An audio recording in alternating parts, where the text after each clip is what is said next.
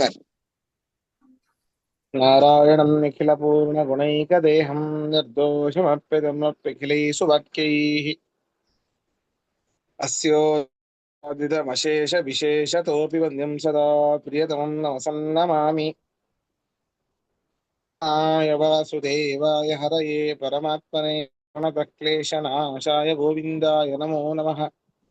ಅಭ್ರಮಂ ಭಂಗರಹಿತಂ ಅಜಡಂ ವಿಮಲಂ ಸದಾ ಆನಂದತೀರ್ಥಮತುಳಂ ಭಜೇ ತಾಪತ್ರಯಾಪಹಂ.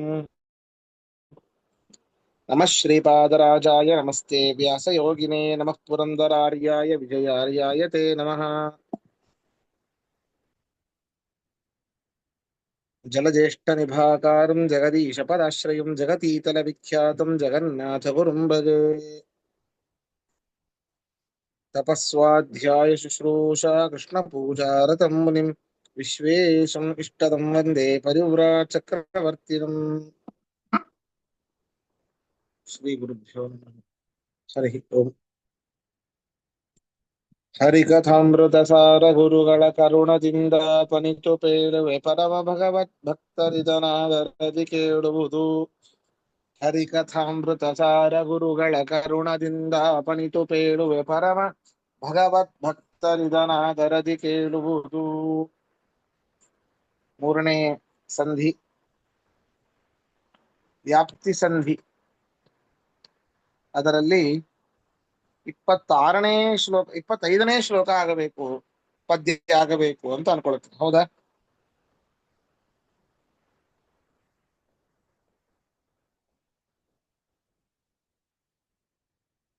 ಇಪ್ಪತ್ತೈದ ಅಲ್ಲ ಆಚಾರ್ಯ, ಅದ್ಯಾಕೋ ನನಗೆ ಅಷ್ಟು ಗೊತ್ತಾಗ್ತಾ ಇಲ್ಲ. ನನ್ನ ಪ್ರಕಾರ 22 ಆಗ್ಬೇಕು ಅಂತ. ಯಾಕೆ ಅಂತಂದ್ರೆ ನಾನು ಇಲ್ಲಿ ಮಾರ್ಕ್ ಮಾಡಿರ್ತೀನಿ ಪೆನ್ಸಿಲ್ ನಲ್ಲಿ ಎಲ್ಲಾನು. ಅದೇ ನಾನು 21 22 ಅನ್ಕೊಂಡಿದ್ದೆ. 22 ಆಗ್ಬೇಕು. ನಮಸ್ಕಾರ ಆಚಾರ್ಯ, 22 ಆಗ್ಬೇಕು. 22 ಆಗ್ಬೇಕು ಆಚಾರ್ಯ. ಸರಿ ತಪ್ಪೋಹವನೋಪ ಜನರಿಗೆ ಅದಾಗ್ಬೇಕು. ಸರಿ ಸರಿ ಸರಿ ಓಕೆ.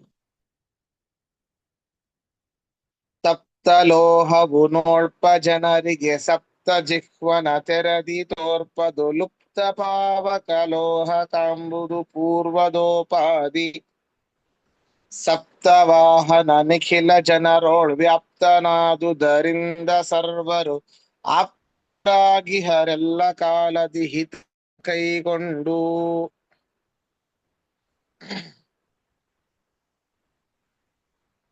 ಹೀಗೆ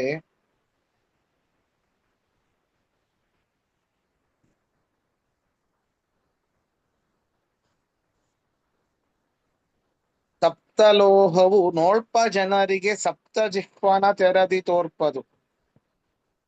ಪರಮಾತ್ಮನ ಎಲ್ಲ ಕ್ರಿಯೆಗಳನ್ನ, ಅವನ ಕ್ರೀಡೆಗಳನ್ನ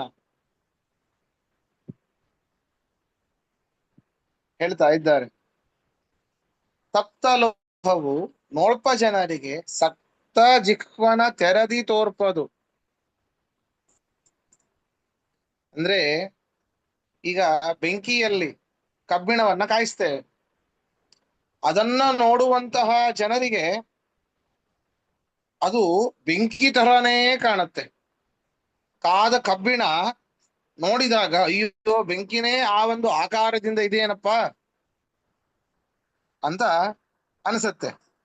ಆದರೆ ಯಾವಾಗ ಆ ಬೆಂಕಿ ಆರು ಹೋಗುತ್ತೋ ಆವಾಗ ಆ ಕಬ್ಬಿಣ ಮತ್ತೆ ತನ್ನ ಯಥಾರೂಪಕ್ಕೆ ಬರ್ತದೆ. ಹೇಗೆ ಕಪ್ಪಾಗಿತ್ತು ಆ ಕಬ್ಬಿಣ, ಅದೇ ಒಂದು ಕೃಷ್ಣ ವರ್ಣ ಅದರಲ್ಲಿ ಬರ್ತದೆ. ಅದೇ ರೀತಿಯಾಗಿ ನಮ್ಮ ದೇಹ,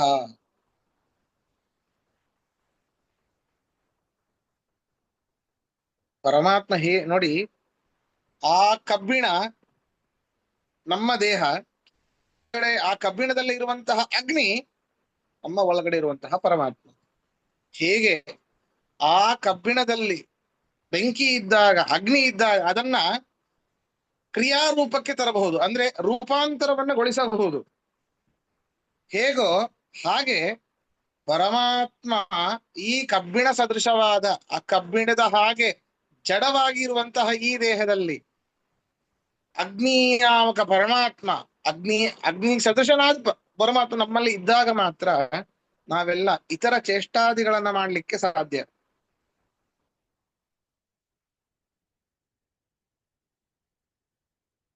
ಇತರ ಚೇಷ್ಟಾದಿಗಳನ್ನ ಮಾಡ್ಲಿಕ್ಕೆ ಸಾಧ್ಯ. ಅವನು ಇಲ್ಲ ಅಂತ ಆದ್ರೆ ಅದು ಹೇಗೆ ಆ ಕಬ್ಬಿಣದಲ್ಲಿ ಬೆಂಕಿ ಆರೋಯ್ತು ಅಂತ ಆದ್ರೆ ಕಬ್ಬಿಣ ಸುಮ್ಮನೆ ಕೊಡುತ್ತೆ, ಹಿಂದಿನ ಅದು ನಿಶ್ಚೇಷ್ಟಿತವಾಗತ್ತೆ, ಅದನ್ನು ರೂಪಾಂತರಗೊಳಿಸ್ಲಿಕ್ಕೆ ಬರೋದಿಲ್ಲ. ಹಾಗೆ ಆ ಪರಮಾತ್ಮ ನಮ್ಮ ದೇಹದಿಂದ ಹೊರಗಡೆ ಹೋದರೆ ನಮ್ಮ ದೇಹವು ಕೂಡ ನಿಶ್ಚೇಷ್ಟಿತವಾಗತ್ತೆ. ಅದನ್ನೇ ಹೇಳಿದ್ದಿಲ್ಲಿ, ತಪ್ತಲೋಹವು ನೋಳ್ಪ ಜನರಿಗೆ, ಸಪ್ತ ಜಿಹ್ವ ಅಂತಂದ್ರೆ ಬೆಂಕಿ ಅಂತ ಅರ್ಥ. ಸಪ್ತ ಜಿಹ್ವೋ ದ್ವಿಶೀರ್ಷಕ ಅಂದ್ರೆ ಅಗ್ನಿದೇವರಿಗೆ 7 ನಾಲಿಗೆ ಇದೆ, ಸರಿನಾ? 7 ನಾಲಿಗೆ ಅಗ್ನಿದೇವರಿಗೆ.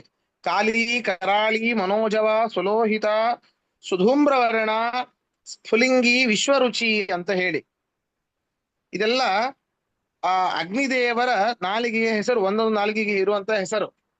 ಹಾಗಾದ್ರೆ ಸಪ್ತ ಜಿಹ್ವ ಅಂತಂದ್ರೆ ಅಗ್ನಿದೇವರು. ಪರಮಾತ್ಮ ಹೇಗೆ ಒಂದು ಕಬ್ಬಿಣದಲ್ಲಿ ಅಗ್ನಿ ಇಲ್ಲದೆ ಹೋದ್ರೆ ಅದು ಹೇಗೆ ನಿಶ್ಚೇಷ್ಟಿತವಾಗುತ್ತೋ, ಪರಮಾತ್ಮನು ಹಾಗೆ ಅಗ್ನಿ ಸದೃಶನಾದ ಪರಮಾತ್ಮ ನಮ್ಮೊಳಗಡೆ ಇಲ್ಲದೆ ಹೋದ್ರೆ ಅವನು ಆ ದೇಹ ನಿಶ್ಚೇಷ್ಟಿತವಾಗತ್ತೆ. ಎಲ್ಲರಿಗೂ ಅನುಭವಕ್ಕೆ ಬಂದಿರುವಂಥದ್ದು. ಮತ್ತೊಬ್ಬರನ್ನ ನೋಡಿ, ಇಲ್ಲಿ ಸಪ್ತವಾಹನ ಅಂತಂದ್ರೆ 7 ಕುದುರೆಗಳುಳ್ಳಂತಹ ಸೂರ್ಯ. ಹಿಂದೆ ಶ್ರೀಕಾಂತ್ ಅವರು ಕಳಿಸಿದ್ರು, ಆ 7 ಕುದುರೆ ಇರುವಂತಹ ಒಂದು ಸೂರ್ಯನ ಮೂರ್ತಿಯನ್ನ ಕಳಿಸಿದ್ರು ನೋಡಿ, ಇದಕ್ಕೆ ಸಂಬಂಧಪಟ್ಟಿರೋದನ್ನೇ ಕಳಿಸಿದ್ರು. ಆ ಸಪ್ತವಾಹನ ನಿಖಿಲ ಜನರೋಳ್ ಎಲ್ಲಾ ಪ್ರಾಣಿಗಳು ಆ ಸೂರ್ಯನಿಗೆ ಸದೃಶನಾಗಿ ಇರುವಂತಹ ಪರಮಾತ್ಮ, ಸಾಕ್ಷಾತ್ ಸೂರ್ಯನಾಮಕ ಪರಮಾತ್ಮ ನಿಖಿಲ ಜನರೋಳು ಎಲ್ಲಾ ಜನರೊಳಗೆ ಇದ್ದುಕೊಂಡು ವ್ಯಾಪ್ತನಾಗಿದ್ದಾನೆ. ವ್ಯಾಪ್ತನಾದುದರಿಂದ ಎಲ್ಲ ಜನರಳು ಆ ಸೂರ್ಯನಾಮಕ ಪರಮಾತ್ಮ ಇದ್ದಾನೆ. ಸರ್ವರು ಆಪ್ತರಾಗಿಹರೆಲ್ಲ, ಅವರಿಗೆ ಬಹಳ ಆಪ್ತರಪ್ಪ. ಯಾಕೆ? ಎಲ್ಲರ ದೇಹದಲ್ಲೂ ಇದ್ದಾನೆ. ಅತ್ಯಂತ ಆಪ್ತನಾದವನು ಅಂತಂದ್ರೆ ನಮಗೆ ನಾವೆಲ್ಲ ಹೆಂಡತಿ, ಮಕ್ಕಳು, ತಂದೆ, ತಾಯಿ, ಬಾಲ್ಯ ಸ್ನೇಹಿತ, ಅತ್ಯಂತ ಆಪ್ತ ಸ್ನೇಹಿತ ಅನ್ಕೊಂಡ್ಬಿಟ್ಟಿರ್ತೇವೆ. ಇಲ್ಲ, ನಿಜವಾಗಿ ಸದಾಕಾಲವೂ ಕೂಡ ಇರುವಂಥವನು, ನಮ್ಮೊಟ್ಟಿಗೆ ಆಪ್ತನಾಗಿರುವಂಥವನು ಪರಮಾತ್ಮ. ಅದರಿಂದಾಗಿ ಆಪ್ತರಾಗಿಹರು.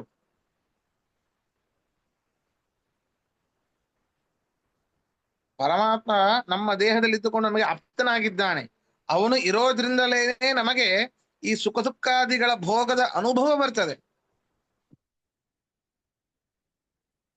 ಅಷ್ಟೇ ಅಲ್ಲ, ನಮ್ಮಲ್ಲಿ ಇನ್ನೂ ಸ್ವಲ್ಪ ಡೀಪ್ ಆಗಿ ನೋಡೋದಾದ್ರೆ ನಮ್ಮಲ್ಲಿ ತತ್ವಾಭಿಮಾನಿ ದೇವತೆಗಳು, ಆ ತತ್ವಾಭಿಮಾನ ಆಯಾಯ ಪಂಚ ಜ್ಞಾನೇಂದ್ರಿಯ ಪಂಚ ಕರ್ಮೇಂದ್ರಿಯಗಳಲ್ಲಿ ತತ್ವಾಭಿಮಾನಿ ದೇವತೆಗಳು, ಆಯಾಯ ತತ್ವಾಭಿಮಾನಿ ದೇವತೆಗಳಲ್ಲಿ ಪರಮಾತ್ಮನಿದ್ದಾನೆ.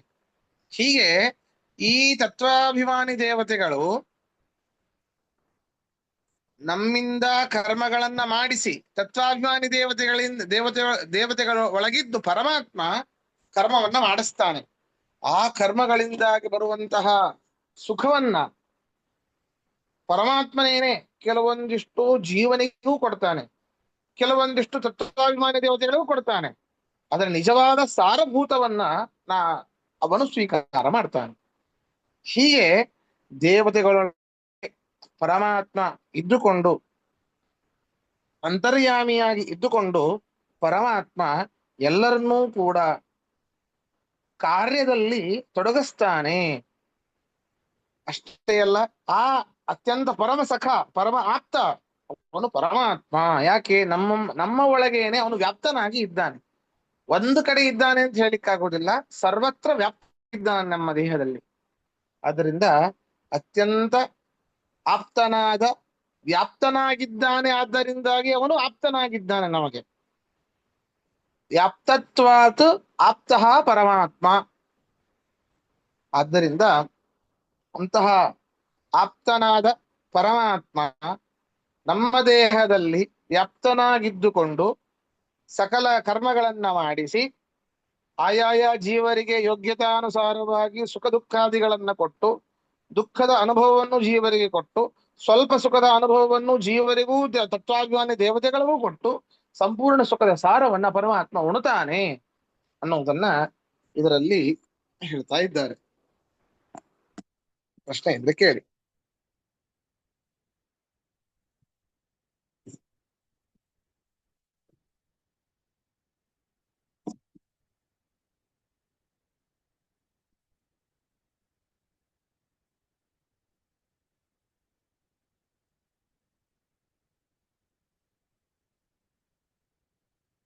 ಸರಿ,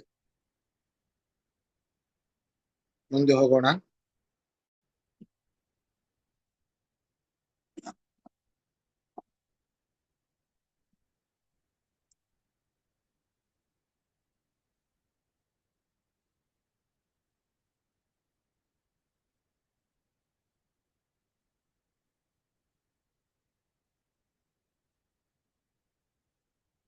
ಹ. ವಾರಿದನು ಮಳೆ ಗರಿಯೆ ಬೆಳೆದಿಹ ಭೂರು ಹಂಗಳ ಚಿತ್ರ ಫಲರಸ ಬೇರೆ ಬೇರಿಪ್ಪಂತೆ ಬಹುವಿಧ ಜೀವರೊಳಗಿದ್ದು ಮಾರಮಣನ ವರವರ ಯೋಗ್ಯತೆ ಮೀರದಲೆ ಕರ್ಮಗಳನ್ನು ಸಾರ ನಡೆಸುವ ದೇವನಿಗೆ ವೈಷಮ್ಯವೆಲ್ಲಿಹುದೋ. ಈ ಒಂದು ಪ್ರಶ್ನೆಯನ್ನ ಪರೀಕ್ಷಿತ್ ರಾಜ ನಾರದರಿಗೆ ಕೇಳ್ತಾನೆ. ಅಂತ ಶುಕಾಚಾರ್ಯರು, ಪರೀಕ್ಷಿತ್ ರಾಜ ಅಲ್ಲ, ಧರ್ಮರಾಜ ಯುಧಿಷ್ಠಿರ ನಾರದರಿಗೆ ಕೇಳ್ತಾನೆ. ಅಂತ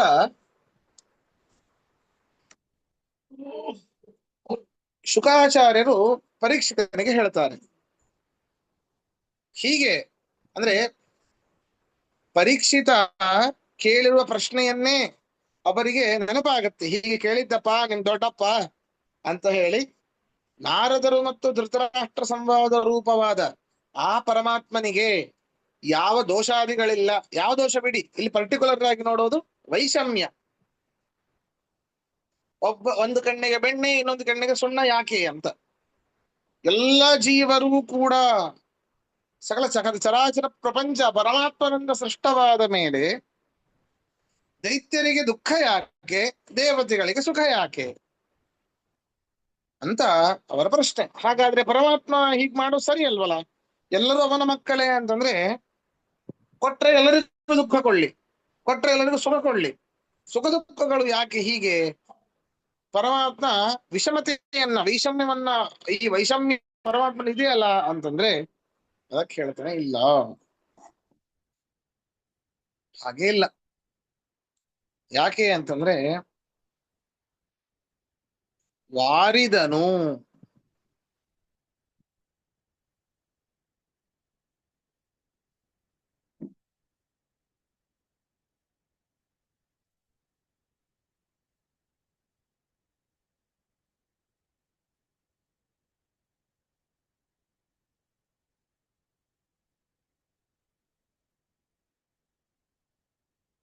ಆ ವಾರಿದನು, ವಾರಿದ ಅಂತಂದ್ರೆ ಸೂರ್ಯ ಅಂತ ಅರ್ಥ.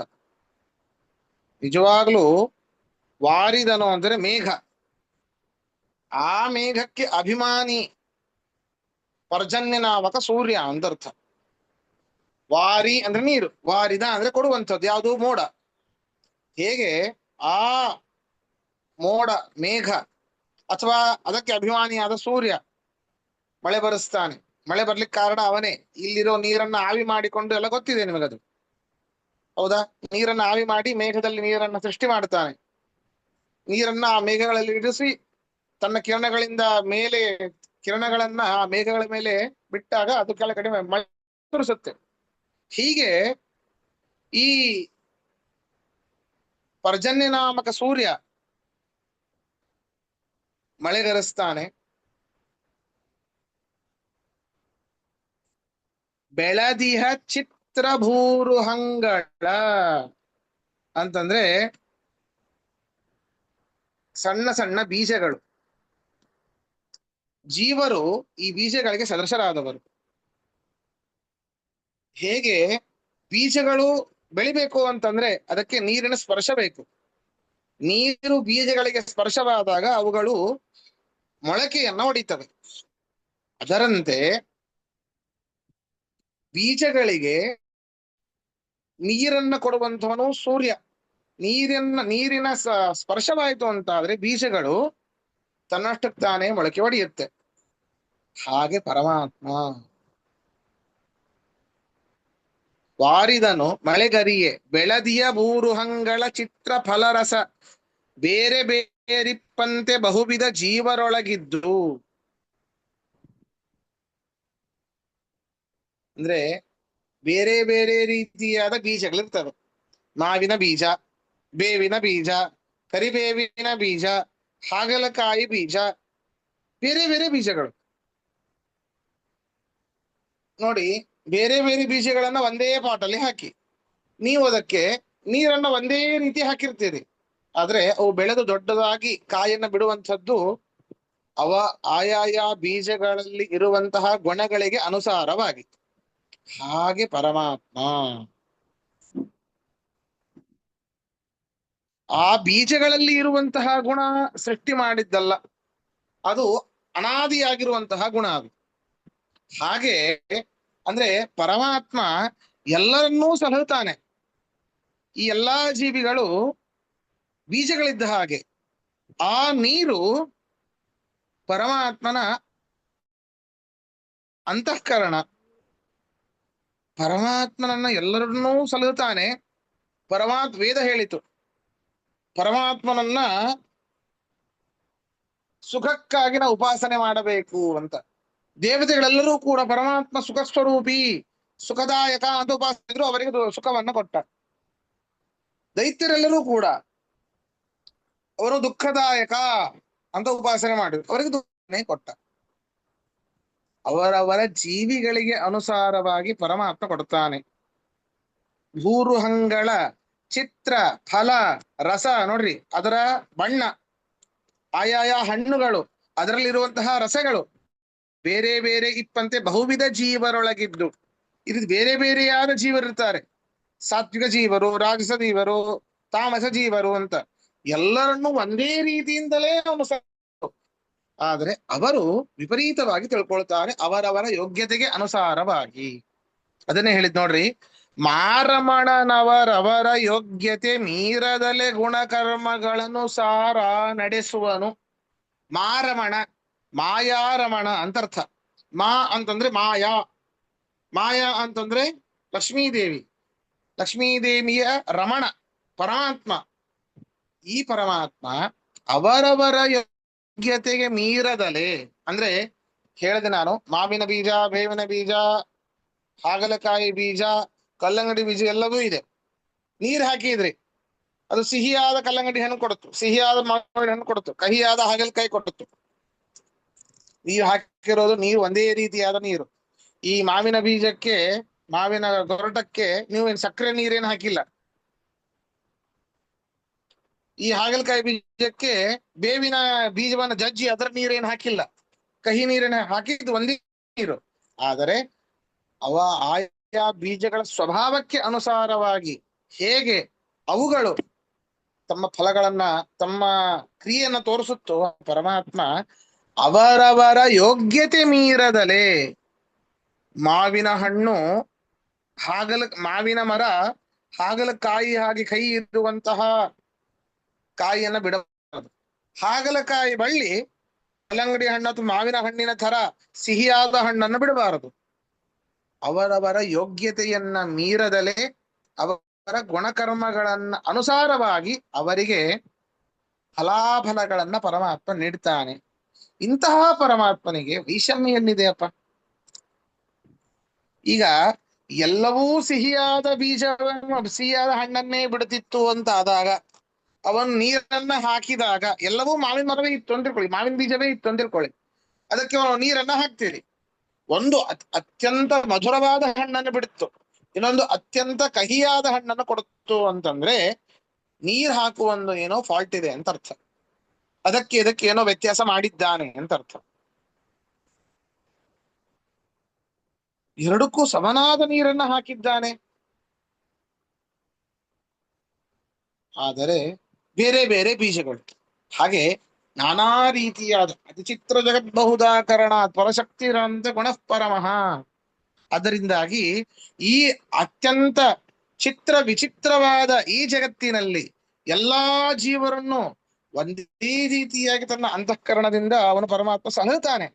ಆದರೆ ಅವರವರ ಜೀವಗಳ ಯೋಗ್ಯತೆಗೆ ಅನುಸಾರವಾಗಿ ಅವರವರು ಪರಮಾತ್ಮನನ್ನ ತಿಳಿದುಕೊಳ್ಳುವಂಥದ್ದು, ಪರಮಾತ್ಮನ ಗುಣಗಳ ಚಿಂತನೆಯನ್ನ ಮಾಡುವಂಥದ್ದು, ಅವರವರ ಯೋಗ್ಯತೆಗೆ ಅನುಸಾರವಾಗಿ ಸುಖ ದುಃಖಗಳನ್ನ ಅನುಭವಿಸುವಂಥದ್ದು ಅವರವರ ಯೋಗ್ಯತೆಗೆ ಅನುಸಾರವಾಗಿಯೇ ಹೊರತು ಪರಮಾತ್ಮನಿಂದ ಇವೆಲ್ಲವೂ ನಡೆಯುತ್ತ ಅವರ ಯೋಗ್ಯತೆ ತಕ್ಕ ಹಾಗೆಯೇನೇ ಗುಣಕರ್ಮಗಳನ್ನ ಮಾಡಿಸುವಂಥವನು ಪರಮಾತ್ಮ. ಆದ್ದರಿಂದ ಅವನಿಗೆ ವೈಷಮ್ಯ ದೋಷ ಇಲ್ಲ. ವೈಷಮ್ಯವೆಲ್ಲಿಹುದೋ? ವೈಷಮ್ಯ ಎಲ್ಲಿದೆ ಅಂತಹ ಪರಮಾತ್ಮನಿಗೆ? ಎಲ್ಲಿಯೂ ಕೂಡ ಇಲ್ಲ.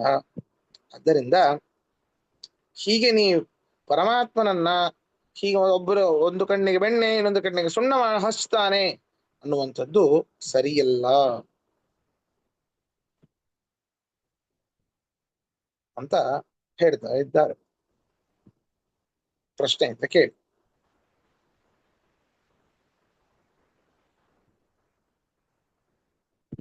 ನೋಡ್ರಿ, ಜೀವರ ಯೋಗ್ಯತೆಗೆ ಅನುಸಾರವಾಗಿ ಫಲಗಳನ್ನ ಕೊಡುವಂತೆ ಪ್ರಮಾಣ ಇದೆ. ಪುಣ್ಯ ಪಾಪಾಧಿಕಂ ವಿಷ್ಣು ಕಾರಯೇತ್ ಪೂರ್ವಕರ್ಮಣ ಅನಾದಿತ್ವಾತ್ ಕರ್ಮಣಶ್ಚ ನ ವಿರೋಧ ಕಥಂಚನ. ಈ ಕರ್ಮ ಅನ್ನುವಂಥದ್ದು ಅನಾದಿ ನಿತ್ಯವಾದದ್ದು ಕರ್ಮ. ಅನಾದಿ ನಿತ್ಯ ಯೋಗ್ಯತಾ ಕರ್ಮ ಸಾಪೇಕ್ಷೋ ಹಿ ಕರೋತ್ಯಜಃ. ಅಜಃ ಅಂದ್ರೆ ಪರಮಾತ್ಮ. ಆ ಪರಮಾತ್ಮ ಆ ಜೀವರಿಗೆ ಅನಾದಿಯಾದ ಅವರವರ ಯೋಗ್ಯತೆಗೆ ಸಾಪೇಕ್ಷವಾದ ಕರ್ಮವನ್ನೇ ಪರಮಾತ್ಮ ಮಾಡಿಸ್ತಾನೆ ಅನ್ನೋದನ್ನ ಇಲ್ಲಿ ಪ್ರಮಾಣವನ್ನ ಕೊಟ್ಟು ಹೇಳ್ತಾ ಇದ್ದಾರೆ. ಪ್ರಶ್ನೆಯಿಂದ ಕೇಳಿ.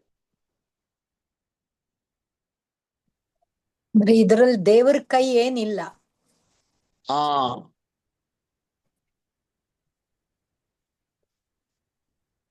ನಮ್ಮ ಪಾಪ ಪುಣ್ಯಗಳ ಪ್ರಕಾರ ನಮಗೆ ಫಲ ಅಷ್ಟೆ.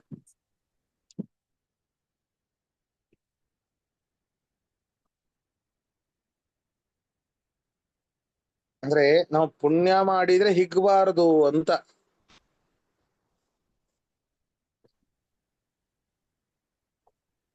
ವಿಚಾರ ಮಾಡಿ, ಮಾಡಿಸೋದು ಪರಮಾತ್ಮನೇನೆ. ಆದ್ರೆ ನಾವು ಹಿಂದಿನ ಒಂದು ಕರ್ಮ ಅಥವಾ ನಮ್ಮ ಸ್ವಭಾವಕ್ಕೆ ಅನುಗುಣವಾಗಿ ಒಂದು ಸಾತ್ವಿಕ ಸ್ವಭಾವ ನಮ್ಮದಾಗಿರಬೇಕು. ಸ್ವಭಾವವನ್ನ ವ್ಯತ್ಯಾಸ ಮಾಡ್ಲಿಕ್ಕೆ ಆಗೋದಿಲ್ಲ ಯಾರಿಂದಲೂ. ಅದು ಸೃಷ್ಟಿಯೇ ಹಾಗೆ. ಮೊದಲಿಂದಲೂ ಅದೇ ಏನದು ಹುಟ್ಟು ಗುಣ ಸುಟ್ಟರು ಹೋಗೋದಿಲ್ಲ ಅಂತ ಹೇಳ್ತಾರೆ. ಅದು ಒಂದು ಸ್ವಭಾವ ಅಷ್ಟೇ, ಏನ್ ಮಾಡ್ಲಿಕ್ಕೆ ಆಗೋದಿಲ್ಲ. ವಿಚಾರ ಮಾಡಿ, ಯಾವ ಸ್ವಭಾವ ಆ ರೀತಿ ಇರೋದ್ರಿಂದಲೇ ಪ್ರತಿ ಸಂವತ್ಸರ ಪ್ರತಿನಿತ್ಯವೂ ಕೂಡ ಸೃಷ್ಟಿ ಆಗ್ತಾನೇ ಇದೆ. ಪ್ರತಿನಿತ್ಯ ಜೀವರು ಹುಟ್ಟುತ್ತಾ ಇದ್ದಾರೆ. ಹುಟ್ಟು ಅಂದ್ರೆ ದೇಹದ ಸಂಬಂಧವಾಗ್ತಾ ಇದೆ ಆ ಜೀವರಿಗೆ, ಪ್ರತಿನಿತ್ಯ ಆಗ್ತಾ ಇದೆ.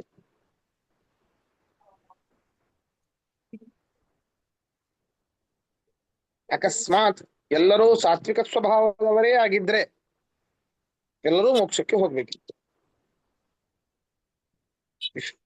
ಸೊ ಅದಕ್ಕೆ ಹೇಳೋದು, ತಿಳ್ಕೊಂಡ್ರೆ ಈ ರೀತಿ ಡೀಪ್ ಆಗಿ ತಿಳ್ಕೊಂಡ್ರೆ ನಮ್ಮ ಕೈಯಲ್ಲಿ ಏನಿದೆಯಪ್ಪ ಅಂತ ಅನಿಸ್ಬಿಡ್ತದೆ. ಹಾಗಾದ್ರೆ ನಾವು ಏನು ಮಾಡೋದೇ ಬೇಡವಾ? ಏನ್ ಮಾಡಿದ್ರೆ ಏನು? ನಮ್ಮ ಸ್ವಭಾವಕ್ಕೆ ಅನುಗುಣವಾಗಿ ಆಗೋದು. ಆದ್ರಿಂದ ಏನ್ ಮಾಡ್ಬೇಕು ಏನು ಬಿಡಬೇಕು ಸೆಕೆಂಡ್ರಿ. ಮಾಡೋದು ಒಂದು ಮಾಡಬಹುದು. ಏನು? ಪರಮಾತ್ಮನ ಚಿಂತನೆ, ಪರಮಾತ್ಮನ ನಾಮಸ್ಮರಣೆ. ಅದು ಕಲಿಯುಗದಲ್ಲಿ ವಿಶೇಷ. ಪರಮಾತ್ಮನ ನಾಮಸ್ಮರಣೆಯಿಂದಲೇನೆ ನಾವು ಈ ಕಲಿಘೋರವಾದ ಕಲಿಯುಗನ ದಾಟಬಹುದು. ಇನ್ನು 4,26,000 ವರ್ಷಗಳು ಇದೆ ಈ ಕಲಿಯುಗ ಮುಗಿಲಿಕ್ಕೆ. ಒಂದು ಯುಗದಲ್ಲಿ 4 ಪಾದ.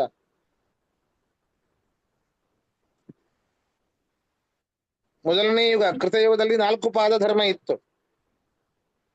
ತ್ರೇತಾದಲ್ಲಿ 3, ದ್ವಾಪರದಲ್ಲಿ 2, ಕಲಿಯುಗದಲ್ಲಿ 1 ಇದೆ. ನಾವಿನ ಮೊದಲನೇ ಪಾದದಲ್ಲೇ ಇದೆ. ಸ್ವಲ್ಪ ಧರ್ಮ ಇದೆ, ಈಗ ಸ್ವಲ್ಪ ಧರ್ಮ ಇರುತ್ತೆ. ಕಲಿಯುಗೆ ಪ್ರಥಮ ಚರಣೆ ಭರತ ವರ್ಷೆ ಸಂಕಲ್ಪದಲ್ಲಿ ಹೇಳುತ್ತೆ. ಪ್ರಥಮ ಚರಣ ಅಂದ್ರೆ ಮೊದಲನೇ ಪಾದ ಅಂತ ಅರ್ಥ ಇದು. ಸ್ವಲ್ಪ ಧರ್ಮ ಇದೆ ಇಲ್ಲಿ. ಇನ್ನು ಬರ್ತಾ ಬರ್ತಾ ಇನ್ನೂ ಘೋರ. 2ನೇ ಪಾದ ಶುರು ಆಯ್ತಾ, ಧರ್ಮವೇ ಇಲ್ಲ. ಯಾವ ಹರಿಕಥಾಂಸರ ಪಾಠ ಇಲ್ಲ, ಭಗವದ್ಗೀತೆ ಇಲ್ಲ, ಸುಮಧ್ವಿಜಯ ಇಲ್ಲ, ಯಾವುದೂ ಇಲ್ಲ. ಫೋನಲ್ಲಿ ಬರ್ತಾರೆ, ಬೇರೆ ಬೇರೆ ವಿಷಯಗಳನ್ನ ನೋಡೋದು ಅಷ್ಟೇ. ಪಾಠ ಪ್ರವಚನಗಳು ಯಾವುದೂ ಇಲ್ಲ. ಆದರೂ ಎಲ್ಲಿ ಯಾರು ಒಬ್ರು ಪರಮಾತ್ಮನ ನಾಮಸ್ಮರಣೆ ಮಾಡ್ತಿರ್ತಾರೋ, ಇಷ್ಟು ಸಂಕಷ್ಟದ ಮಧ್ಯದಲ್ಲೂ ಕೂಡ, ಇಷ್ಟು ಅತ್ಯಂತ ಬಿಗಿ ಭದ್ರತೆ ಇರುವಂತಹ ಕಷ್ಟಗಳ ಮಧ್ಯದಲ್ಲೂ ಕೂಡ ಪರಮಾತ್ಮ ನಾಮಸ್ಮರಣೆಯನ್ನು ಮಾಡ್ತಾರೋ ಅವರು ಅನಂತ ಪುಣ್ಯವನ್ನ ಸಂಪಾದನೆ ಮಾಡ್ತಾರೆ. ಸುಮ್ನೆ ಈಗ ಗಿಳಿಗಳು ಹೇಳುತ್ತೆ ರಾಮ ರಾಮ ರಾಮ ಅಂತ, ಅವನು ರಾಮ ರಾಮ ಅಂತ ಹೇಳ್ತೀವಿ. ಏನು ರಾಮ ಅಂದ್ರೆ ಏನು ಗೊತ್ತಿಲ್ಲ ಅದಕ್ಕೆ. ಹಾಗೆ ಹೇಳೋದಲ್ಲ. ಆ ವ್ಯಕ್ತಿಯನ್ನ, ಆ ಪರಮಾತ್ಮ ಯಾರು, ಎಂಥವನು, ಅವನ ಗುಣಗಳನ್ನ ತಿಳಿದುಕೊಂಡು ಅವನ ಬಗ್ಗೆ ನಮ್ಮ ಯೋಗ್ಯತೆಗೆ ಅನುಸಾರವಾಗಿ ತಿಳ್ಕೊಳ್ಳಿಕ್ಕೆ ಸಾಧ್ಯ ಇಲ್ಲ. ಕೆಲವೊಂದಿಷ್ಟಾದ್ರೂ ಗುಣಗಳನ್ನು, ಅವನು ಅನಂತ ಗುಣ ಪರಿಪೂರ್ಣ, ಸರ್ವೋತ್ತಮ, ಜಗದೊಡೆಯ ಅನ್ನುವಂತಹ ಭಾವನೆಯಿಂದ ಇಷ್ಟೇ ಸಾಕು. ಈ ಒಂದು ಭಾವನೆಯಿಂದ ಪರಮಾತ್ಮ ನಾಮಸ್ಮರಣೆ ಮಾಡಿದ್ರೆ ಸಾಕು, ನಮ್ಮನ್ನು ಉದ್ಧಾರ ಮಾಡ್ತಾನೆ. ತಿಳಿಯದೇ ಮಾಡುವ ಒಂದು ನಾಮಸ್ಮರಣೆಗಿಂತ ತಿಳಿದು ಮಾಡುವ ನಾಮಸ್ಮರಣೆ ಅತ್ಯಂತ ಫಲಕಾರಿ.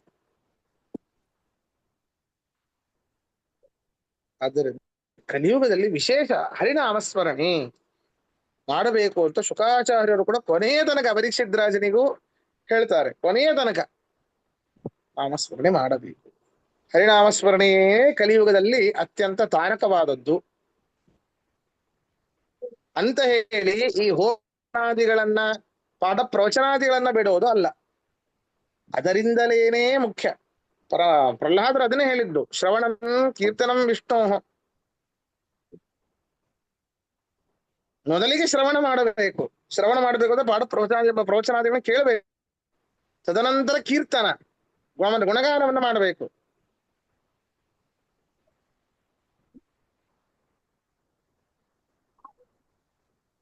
ಹೀಗೆ ಎಲ್ಲವೂ ಬಹಳ ಮುಖ್ಯ.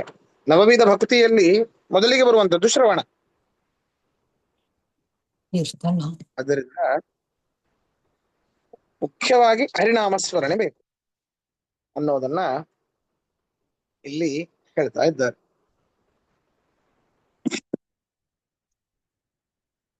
ಸರಿ, ಹಾಗಾದ್ರೆ ಇವತ್ತಿನ ಪಾಠ ಮುಗಿಸೋಣ. ಶ್ರೀಕೃಷ್ಣಾರ್ಪಣಮಸ್ತು. ಅರ್ಪಣಮಸ್ತು.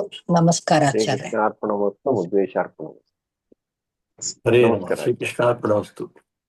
ನಮಸ್ಕಾರ.